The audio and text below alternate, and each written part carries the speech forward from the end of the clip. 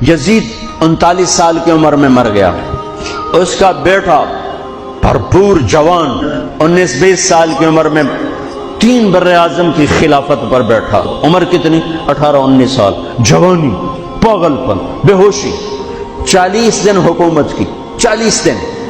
41ویں دن اپنے سارے خاندان بنو امیہ کو اکٹھا کیا اور آ کر ممبر پر یوں بیٹھا، کہنے لگا آج ایک بات کرنی ہے تم سے۔ ان کو پتہ نہیں کیا اعلان کر رہا ہے، کہ دیکھو میرا باپ ظالم تھا، جبار تھا، ظالم تھا، اس نے تخت کی خاطر اہل البیت کا خون بہایا، اور وہ تخت جس کے نیچے اہل البیت کا خون ہو اور جس تخت کے نیچے حسین کا خون ہو، میں اس تخت پہ لعنت بھیجتا ہوں۔ یہ ہے تمہاری حکومت، جس کو مرضی دے دو، میں یہ جا رہا ہوں۔